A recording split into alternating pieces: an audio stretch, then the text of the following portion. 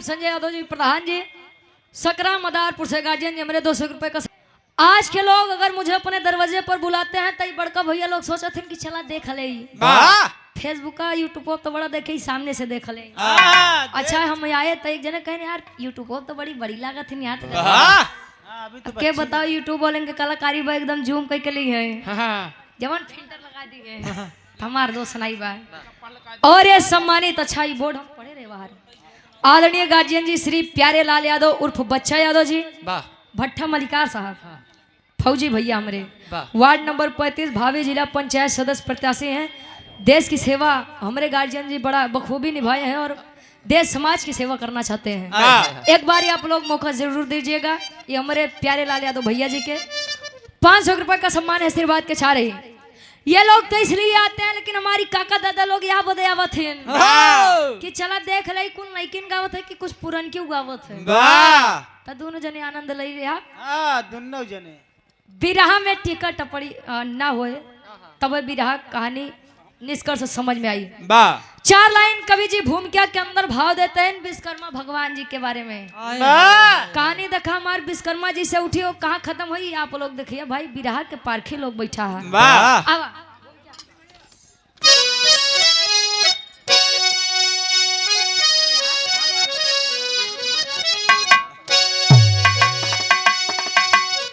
अरे चक्र सुदर्शन त्रिशूल वज्र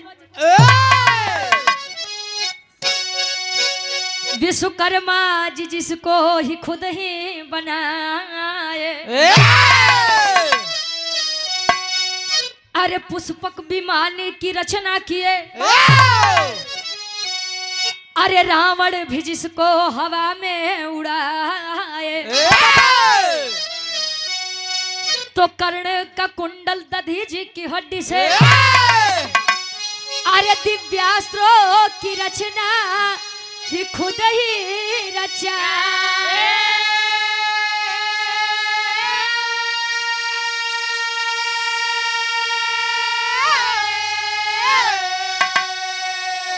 तब विश्वकर्मा भगवान दुनिया के पहले इंजीनियर है बात अमलेंदु बताए।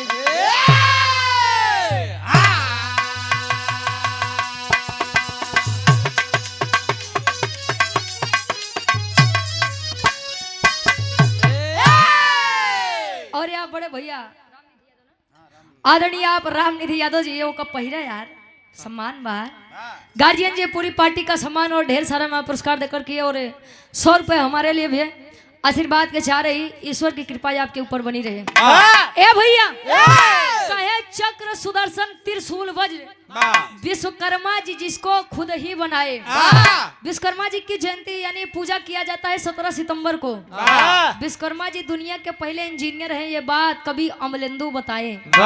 आप ही के प्रयागराज की पवन सरजमी से गुरु जी हमारे अमलेंदु आवारा जी इस गीत को सजा रहे हैं।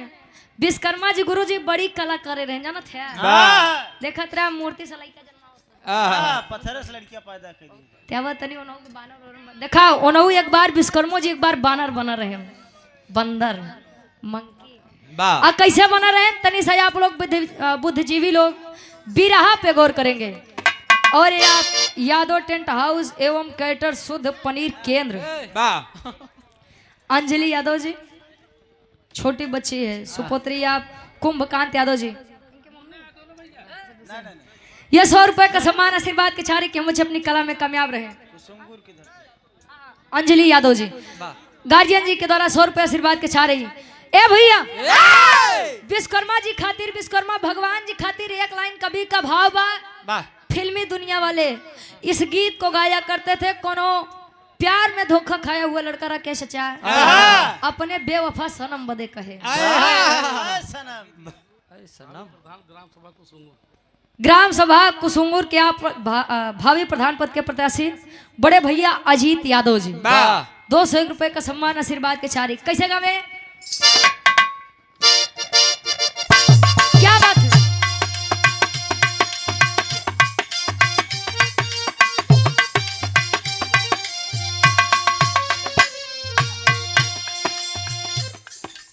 लड़का कहे राकेश चाचा आपस का पूछते हैं।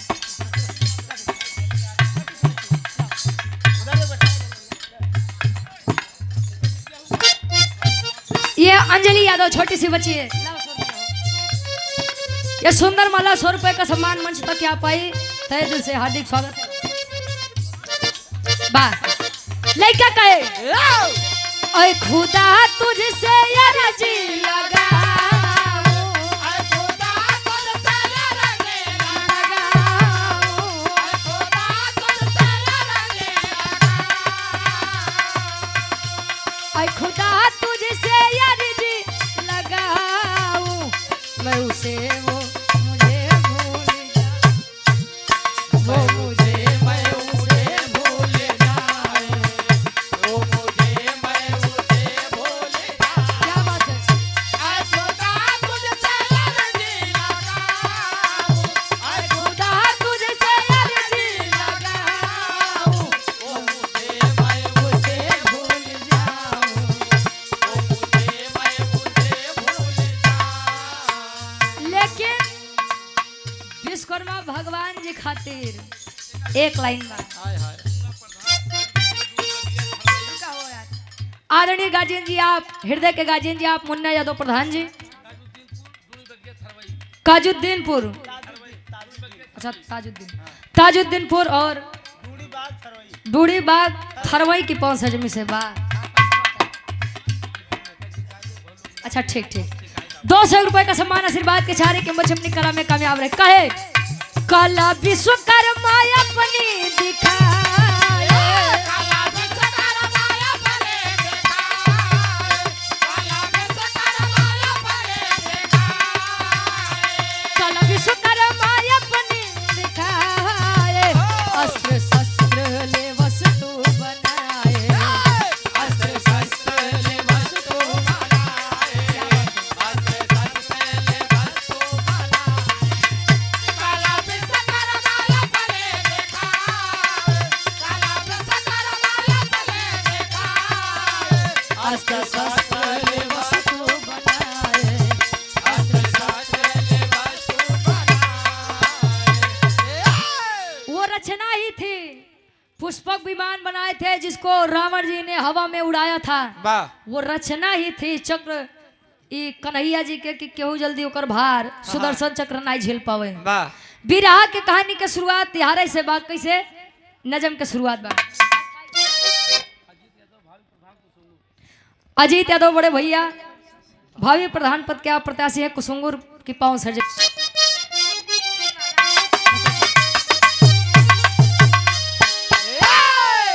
समय था ऐसा सजा इंद्र के दरबार रहे,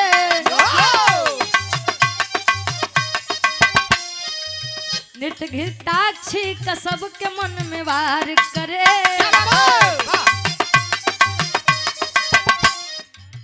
अप्सरा घृताक्षी जो नृत्य की दीवानी थे, उन्हीं की बेटी चित्रांगदा सयानी थे, लोगों की भीड़ में जब दोनों सजा करती थी, बस यही बात विश्वकर्मा को बुरी लगती थी।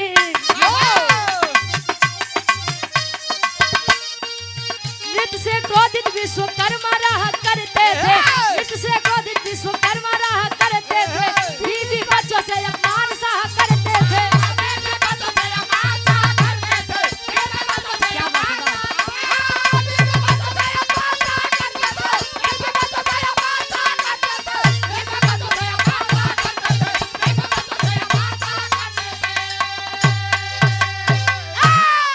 कहानी का समझ ला आसान नहीं, पूर्ण विश्वास बा कहानी शीशा के जैसा साफ हुई।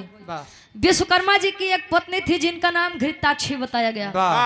घृताक्षी अप्सरा थी, नर्तकी थी, जो कि इंद्र जी के दरबार में अपने नृत्य से देवताओं के मन बहलावे। विश्वकर्मा जी और घृताक्षी के बीच में एक लड़की जेकर नाम चित्रांगदा बताया गया।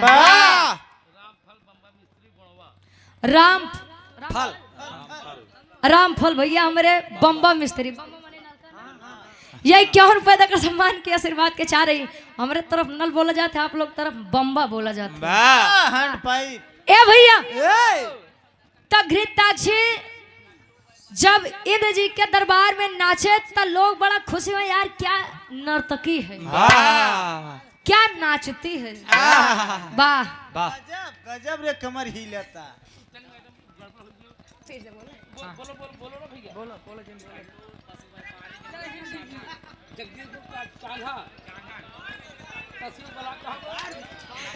ये हमारे व्यापारी भैया, कौन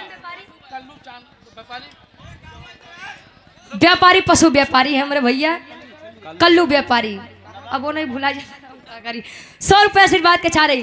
ए भैया शस्त्री मिस्त्री लाइन मैन हमारे 100 रुपये आशीर्वाद के चाह रही। चाचा रहते बैठा रहा। हाँ ये दुकानदारी हम जाना था, तो ही समझाता है। वाह लोग बखान करे, तारीफ करे, जिन विश्वकर्मा जी को लोग बखानते थे कि यार क्या कलाकारी है, और नहीं के लोग जब विश्वकर्मा जी इंद्र जी के दरबार में पहुंचे तो माल देख के हंसे कि है बड़ा का इज्जतदार बनत है, बड़ा का इज्जतदार बनत है। तार मेहरारू नाच नाच के सबके मन बहलावत है।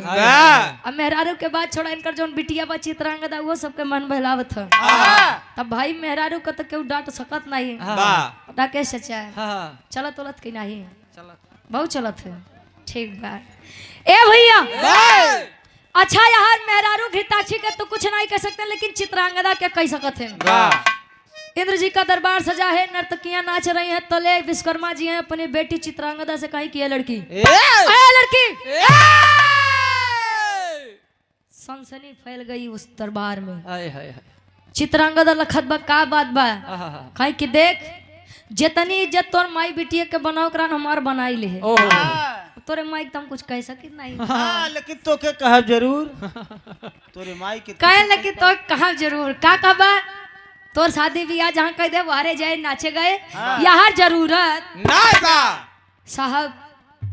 एक बात मेरी आप लोग जान जाइए, कोई भी क्षेत्र खराब नहीं होता है। क्षेत्र में बच्चा नाम कर जाए लेकिन उसकी रुचि उस क्षेत्र में होनी चाहिए। अनाही बतक केतनो मार के गरियाई के ओकर काम करावे चाहबा तो उनाही करी, केतनो तू कुछ कैला। डांट रहे हैं विश्वकर्मा जी अपने बेटी चित्रांगदा को, तो चित्रांगदा बड़ी उदास है कि मेरे पिताजी जब मेरी भावनाओं को नहीं समझ रहे हैं तो मैं दुनिया वालों से क्या उम्मीद रखूं। चली है उदास मन मार के स्वर्गलोक से आई है मृतलोक में, तले होत का मृतलोक में। एक लाइन गीत लगत गुरु जी।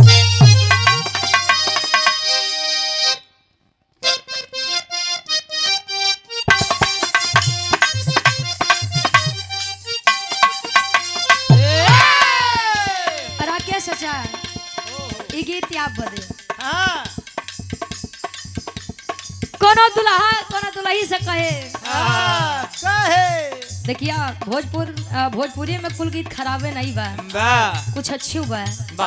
दुल्हिया से ओकर दुल्हवा कहे हई सेंट गम कहुआ हमारे खातिर।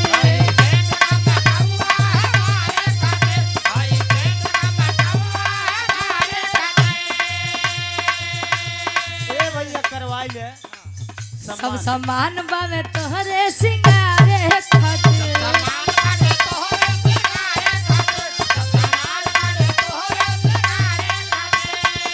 और हमारे गुलाब भैया हमारे पूज्य पिताजी का सम्मान किए, सुंदर माला और ढेर सारा मैं पुरस्कार देकर। माला नहीं माल तो है। हाँ बिल्कुल हुआ हमारे खातिर, सब सामान बावे तोहरे सिंगारे खातिर। काले दुल्ही कई मान हमार चाची कहाँ है चाचा? टिकुली लैला झुमका लैला गजरा हाई फाई। टिकुली लैला गजरा लैला झुमका हाई फाई। टिकुली लैला गजरा लैला झुमका हाई फाई।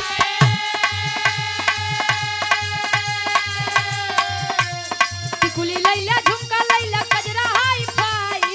हाय हाय हाय सड़िया सड़िया ई के लाई।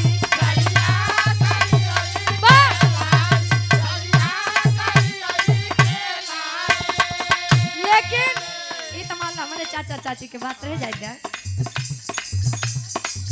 ओ लड़की विश्वकर्मा जी के बिटिया चित्रांगदा उदास होकर स्वर्ग लोक से आई है मृत्यु लोक में तले होत का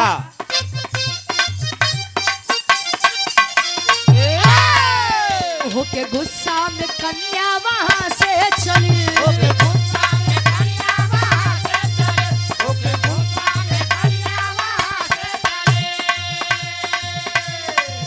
धरती लोकवा में आई कचनार चली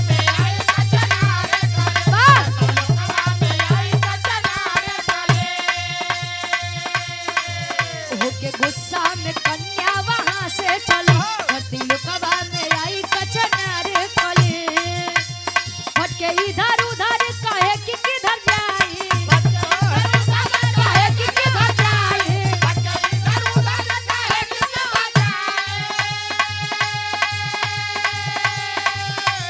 भटके इधर उधर कहे कि किधर जाई आय हाय हाय राजा सूरत के पास आए चली है आई स्वर्गलोक को छोड़ के मृत्युलोक में बैठी है तले मृत्युलोक में एक राजा रहे जिनका नाम राजा सूरत बताया गया सूरत राजा सूरत से मुलाकात हुई पहली ही नजर में पहला प्रेम हो गया प्रेम नहीं जनता का हो कहाँ मिले थे कैसा पूछे हो प्रेम अच्छा प्रेम हो गया तले लड़की कहे चित्रांगदा कहे कि अब जो जियब तोरे खातिर मरब तोरे खातिर राजा सूरत भी कहे कि अब हम जियब तोरे खातिर तब मरब तोरे खातिर साथ जिएंगे साथ मरेंगे है सनम तेरे लिए अरे जिया बहादुर ए भैया दोनों ने कसमें खाई साथ जीने मरने की वचन देकर चली है लड़किया कहे कि हम अपने बाबू से बात कर रहा मानी जाइए तो ठीक बा नहीं तो दूसरा उपाय हो भाई करी अच्छा चली है स्वर्गलोक में अतले स्वर्गलोक में एक स्वयंवर रचत बा कहीं बदे जाना था चित्रांगदा खातिर ताकि लड़की आज के बाद नाच गावे न पावे हमारे पीछे से कर जियो छूटे स्वयंवर रचे है चित्रांगदा आई है बात करने के लिए देखा एक बात बा गुरुजी लड़की वो बेचारी 18 साल के जे काका दादा हरे चलू नहीं पाओ तहाँ बुढ़वा लाठी लेके 3 टांगे चल दे हैं ओनहु चलें चली आज चित्रांगदा स्वयंवर बा लहजा जुआर लहाजे ले चले हैं सभी लोग बैठे हैं तले चित्रांगदा के पूछत बा कि बाऊ का बा बतावा तोरे शादी के बात चलत बा थले खड़ी हो गई पिताजी अरे बाबूजी बिना मुझसे पूछे मेरी शादी करने वाले आप होते कौन हैं भरी सभा में विश्वकर्मा जी की बेइज्जती श्राप दे दिए कि लड़की अरे लड़की तूने जिस लड़के के कारण इस सभा में मेरी बेइज्जती करी है जा मैं तुझे श्राप देता हूँ कवन वाली 80 वाली अरे यार उस शराब के बात नहीं श्राप के बात करते है जा मैं तुझे श्राप देता हूँ कवन श्राप कि ते जौने लड़का से बियाह करबे जले उ लड़का तोरे मांग में सिंदूर डाली सिंदूर डलते मानू मरी जाई टटके राण हो जाए चली है चित्रांगदा मन मार के फिर से मृत्युलोक में आई सोच रही है शादी कर लूं नहीं शादी कर लूं लेकिन शादी कर लूंगी तो मेरे पिया मेरे राजा मेरे सैया मेरे पोपो अभी क्या हुआ हो प्यार से कहती है चाची कहा थी कहा अच्छा चली है सोच रही है तले होत का टेरी के भाव में कवि जी लिखते हैं बस विरह में एक जरूर एक बाद आगे कहानी बड़ी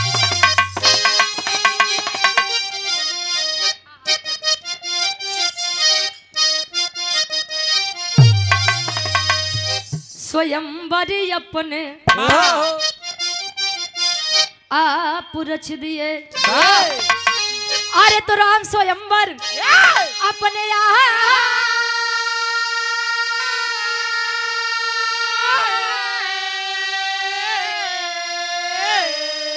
अरे तो स्वयंवर अपने आप रच दिए दुआ तो दिए नहीं बदले में मिला सदा पेर सदा पेर सदा दुआ तो दिए नहीं बदले में मिला श्राप स्वयंवर अपने आप रच दिए यही सोच के कूद गई बेचारी नदी में अपनी जान देने के लिए मेरी एक बात आप लोग समझ लीजिए जब हमारे तन पे कपड़े नहीं होते हैं, जब हमारे पास खाने को खाना नहीं होता है, तब हमारा समाज हमारे पास नहीं आता है। लेकिन जले लइकन के खुशी देखे के आई तो माई बाबू कहिए कि समाज का कही, और खोखले समाज के लिए हम अपने बच्चों की कुर्बानी चढ़ा देते हैं। बारे जमाना, बारे इज्जत। ए भैया कूदी है बेचारी नदी में कि मैं अब नहीं जीऊंगी। पानी का बहाव तेज है, तैरते पानी के बहाव से चली है ऋतिक ध्वज मुनि की कुटिया के पास। बाबा आदेश दिए अपने शिष्यों को, बेटा जाओ लेकर आओ। कौन है बेचारी? देखो कौन है। लेकर आए, थोड़ी देर आराम करी, तले ऋतिक ध्वज मुनि पूछ रहे हैं कि बेटा आए बेटा, इतनी कम उम्र में इतना बड़ा फैसला, क्या बात है? तले चित्रांगदा विश्वकर्मा जी के बिटिया रोई के बतावे। चौक के भाव में कवि जी लिखत है,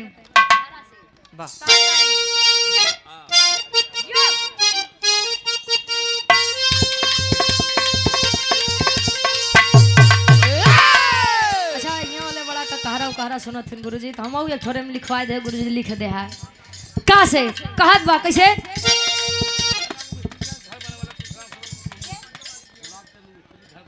अच्छा ये हमारे गार्जियन जी गुलाब चंद भैया के हमारे मिस्त्री जी घर बनवे वाले। वाह राजगीर है हमारे गार्जियन जी। क्या रुपया आशीर्वाद के चारी कहत बा चित्रांगदा, कहे चित्रांगदा मुनि से जाके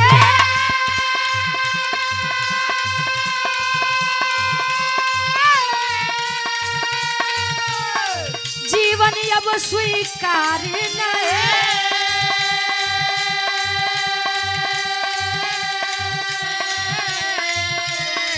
खुद की मर्जी से शादी कर लूं,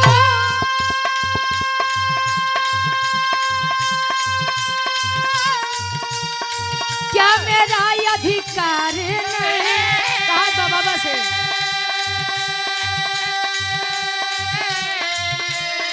गणपति के पास में जाके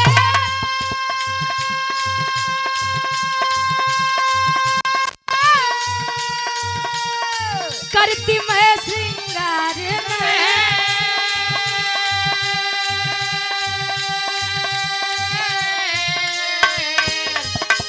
घृणा हुई है अब जीवन से, घृणा हुई है अब जीवन से, मर जाना बेकार नहीं।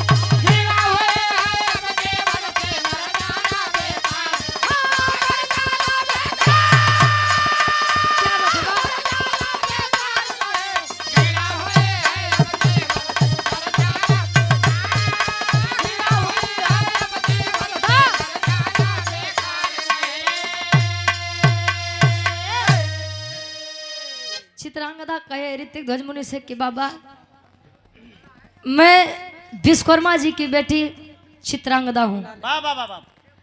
विश्वकर्मा जी ने जिनको निर्माण कर्ता कहा जाता है, मैं यही मृतलोक के एक राजा सूरज से प्रेम करती हूँ। मैंने ये बात अपने पिता को बताई, लेकिन मेरे पिताजी ने मुझे आज्ञा मेरे मर्जी के खिलाफ स्वयंवर रच दिए। जब मैंने यह बात उनके सामने रखी तो मुझे श्राप दे दिए कि जाओ, जिस लड़के के कारण तुमने मेरे साथ ऐसा किया है कि मैं तुझे श्राप दूंगा, शादी होते ही तू विधवा बन जाएगी। मैं अपनी वजह से किसी लड़के की जिंदगी नहीं खराब करना चाहती, इसलिए मैंने अपनी जान देने की कोशिश करी। और यहाँ बड़े भैया राहुल यादव उर्फ टुनटुन भैया धर्मपुर घुरमस की पहुंच सजमी से क्षेत्र पंचायत क्या भावी प्रत्याशी हैं, ये 200 रुपए का सम्मान आशीर्वाद के चाह रही। फूलचंद भैया हमारे कारीगर साहब ग्राम सभा कुसुंगुर की पहुंच सजमी से। ए भैया जले तनी बतिया पता लगा था 26 विश्वकर्मा जी अपने बिटिया के खोजे बदे निकलत है। ऋतिक ध्वज मुनि बुलाए, ऋतिक ध्वज मुनि समझाते हैं कि देख बेटा, अगर तेरी बेटी उसके लड़के के साथ खुश है तो क्यों ना शादी कर दे। पहले विश्वकर्मा जी मारा इठे लगन किए बाबा, ए बाबा कहन जवन तार कायदा बतौने करा बाप बिटिया के बीच में तुम मत ही बोला। इतने में भाई अब ऋषि बाबा गुसियान रहे लेन कमंडल के जल सरा दे विश्वकर्मा जी बड़ा घमंड बतो का। तो ठीक है जा मैं तुझे श्राप देता हूँ, जा मैं तुझे श्राप देता हूँ। बड़ा गुरूर बतो का अपने सुंदरता पे ना अब वही बानर बन जाता है। अब बोला कमलेश भैया गौरव की पवन सरजमी से 100 रुपया आशीर्वाद के चारी बा। अच्छा अच्छा गार्जियन जी लवकुश भैया ये हमारे गार्जियन जी आप रोहित जीजा के बड़े भाई हैं। चलो हमारे धर्म के जीजा ये 100 रुपया आशीर्वाद के चारे लवकुश यादव जी आशीर्वाद के चारे कि हम बच्चे अपनी कला में कामयाब रहे। जाइए मैं आपको श्राप देता हूँ कि आपका ये विशाल रूप एक बानर के रूप में बदल जाएगा। तले विश्वकर्मा जी यार वहां नहीं दिखाएगा। विश्वकर्मा जी का बानर का रूप मिला है। तले हाथ जोड़ के क्षमा मांगा था कि बाबा मुझे माफ कर दीजिए, मैं अपने घमंड के सामने आपको नहीं पहचान सका। कहन कि ना ना बेटा बड़का अहंकार वाला बनत रहा। अब जब ले अपने बिटिया के शादी राजा सूरज से करोबो ना तले ऐसे नहीं रहा। तले विश्वकर्मा जी मुक्ति मुक्ति मुक्ति मुक्ति करत करत मुक्ति कहा थे तो का उल्टी सुनाते करते करते पहुंचे का अंजन प्रदेश हुए। अंजन प्रदेश जहाँ हनुमान जी का जन्म भरे। तो होता है कि अच्छा जब कहीं बाहर से कोई इंसान आता है या कुछ भी आता है तो लोग विचार करते हैं यार के यार का नाम हो सकत है। तले कुल बानर बैठ के वो बड़का बानर यानी विश्वकर्मा जी का देखते हैं विचार करते हैं का विचार करें। विराह के आखिरी गीत लगत बा खाटी इलाहाबादी तर्ज। अब